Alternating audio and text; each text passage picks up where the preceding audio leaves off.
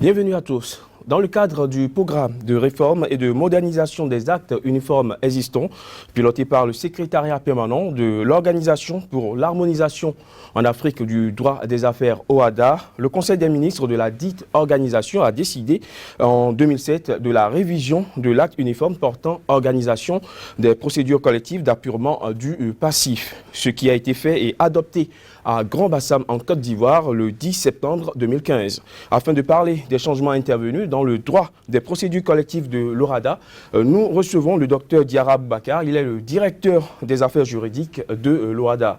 Docteur Diarra Boubacar, merci d'être avec nous. Merci. Alors, je vais commencer par vous poser une question qui pourrait vous paraître toute bête. Quand on parle de procédure collective d'appurement du passif, de quoi s'agit-il concrètement ? Merci de nous avoir donné l'opportunité de nous exprimer sur cette question. En ce qui concerne la définition des procédures collectives, il convient de dire que les procédures collectives concernent le droit des entreprises en difficulté. Vous savez qu'une entreprise, une société, présente des enjeux majeurs en termes de création d'entreprises, en termes d'apport de taux de croissance, même en termes de réduction de la pauvreté. Et ce qui fait qu'une entreprise doit bénéficier d'un certain traitement pour résoudre les difficultés. Et c'est ce droit qui concerne la santé financière des entreprises, les faillites, l'insolvabilité, les liquidations et tout ce qui concerne un peu les préventions des difficultés des entreprises pour éviter qu'une entreprise ne soit en faillite, éviter qu'il y ait certains problèmes au niveau, pour éviter le chômage aussi, pour éviter beaucoup d'autres aspects socio-économiques. Et donc, c'est ce droit qui concerne le traitement des difficultés des entreprises. C'est les mécanismes juridiques qui permettent de redresser les entreprises, qui permettent de, réhabiliter les entreprises viables et de liquider les entreprises non viables pour l'essor du droit des affaires. Alors, Monsieur Boubacar, à travers vos explications, on comprend donc que l'acte uniforme portant organisation des procédures collectives d'appurement de passif est le test de droit qui régit la matière. Oui. Alors, en 2007, le Conseil des ministres de l'OHADA a autorisé la révision du dit test. Qu'est-ce qui a pu motiver une telle décision ? La décision du Conseil des ministres a été motivée par plusieurs raisons. Entre autres, il a fallu d'abord faire un diagnostic de l'acte existant pour déceler les insuffisances, les vides et les difficultés qui ont été rencontrées dans la pratique. Et pour ensuite proposer des solutions et faire des recommandations en vue de prendre cela en charge. Puisque vous savez qu'un texte ne révèle ses insuffisances qu'à la pratique. Donc, adopté en 1998, après plus d'une décennie d'application, l'acte uniforme portant organisation des procédures collectives a montré ses limites. Ses limites par rapport à l'évolution même du droit, ses limites par rapport à la non prise en charge de certaines difficultés qui étaient même de nature à annuler tout développement socio-économique parce qu'il nous arrivait d'avoir des procédures qui duraient 10 ans devant les tribunaux et entre-temps, c'est-à-dire l'entreprise avait des difficultés sociales et on n'avait aucune solution. Il y avait aussi des procédures qui étaient ouvertes sur le plan international dont le droit OHADA n'avait pas prévu.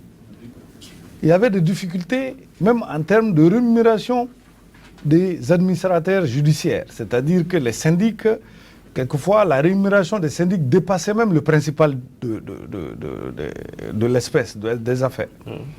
Il n'y avait pas de clarté en termes même de répartition, c'est-à-dire des créances entre les différentes personnes impliquées Donc, il y avait une série de difficultés et que le diagnostic a pu déceler, c'est-à-dire il a fallu confier le diagnostic aux hommes de l'art, c'est-à-dire pour faire ce qu'ils ont appelé même une analyse économique du droit.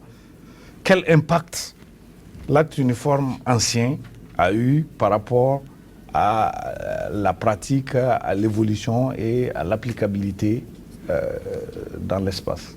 Alors, docteur Boubacar Diarra, le nouveau test qui régit l'organisation des procédures collectives dans l'espace OHADA a été adopté donc en Côte d'Ivoire le 10 septembre 2015 et selon ce qui se dit, le test désormais adopté et réformé vise plutôt à répondre aux besoins des opérateurs économiques pour le développement du secteur privé, non seulement au niveau des États membres de l'OHADA, mais aussi au niveau régional.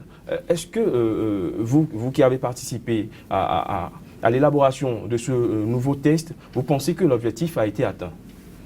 Je crois que l'objectif a été atteint puisque déjà il y avait des difficultés qui ont pu trouver leur solution. Mais je rappelais ici tout de suite qu'un texte ne révèle ses insuffisances qu'à la pratique.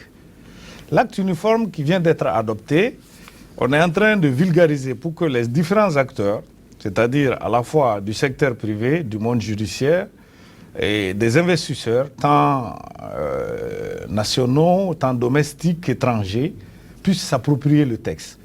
Le texte entrera en vigueur précisément le 24 décembre 2015.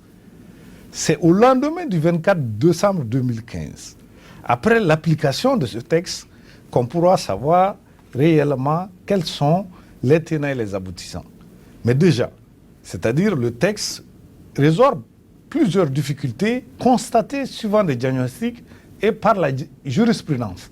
C'est-à-dire qu'il y avait des difficultés d'application, il y avait quelques problèmes qui ont été soulevés devant les tribunaux et qui n'avaient pas de solution. Et il y avait aussi d'autres difficultés qui ont été constatées par la pratique, c'est-à-dire la rémunération des syndics, le problème des mandataires judiciaires, le problème des faillites ou des procédures collectives internationales, le problème de la clarté de la répartition de certains dividendes. Et donc, ce qui fait qu'à un moment donné, il a fallu faire ce constat pour tenter d'apporter des solutions. En tout cas, pour ces solutions, les praticiens, nous sortons des premières journées à Cotonou ici, les praticiens se disent réellement satisfaits parce que plus jamais une affaire concernant le redressement des entreprises ne ferait dans l'espace OHADA 10 ans devant les tribunaux. Plus jamais un expert judiciaire ne pourrait retenir volontairement ou involontairement un rapport d'expertise pour faire du dilatoire et empêcher en réalité le fonctionnement régulier de l'entreprise. Donc des délais ont été prescrits. L'inobservation de ces délais a aussi été sanctionnée et on a prévu la procédure collective sur le plan international.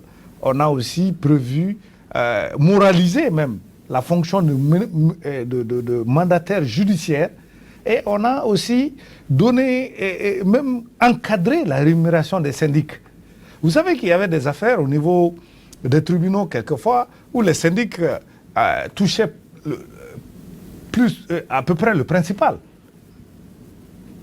Donc désormais, c'est des taux qui seront versés aux syndics et selon l'évolution du dossier. Ce qui ferait qu'il a même intérêt à ce que le dossier évolue rapidement. Donc voilà un peu ce qu'on a tenté d'apporter. Vous savez que c'est un droit très très important, le droit des procédures collectives. Nous avions dans ce cadre-là bénéficié de beaucoup d'apports. C'est-à-dire, d'abord le texte a fait l'objet d'un processus participatif qui a regroupé tous les experts des 17 États de l'OHADA. Et sur financement d'un partenaire que je tiens personnellement à saluer ici, Investment Climate Facility for Africa, ICF, qui a apporté et accompagné cette réforme.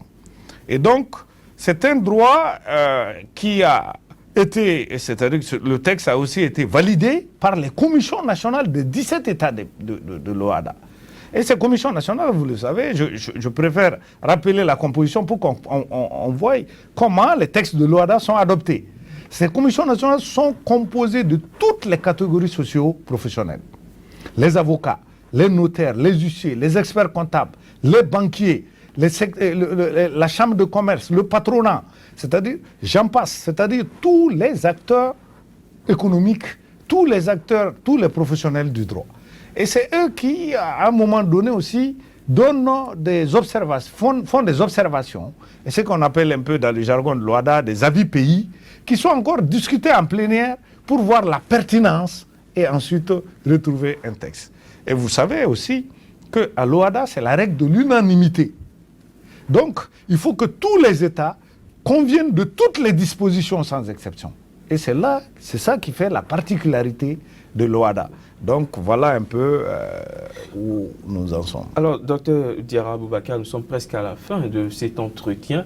Mais une dernière question avant de vous laisser partir très rapidement. Le secrétariat permanent de l'OHADA a organisé dans les États membres une tournée de vulgarisation du nouvel acte uniforme portant à l'organisation des procédures collectives d'appurement du passif. Vous étiez déjà les 27 et 28 octobre 2015 à Bamako.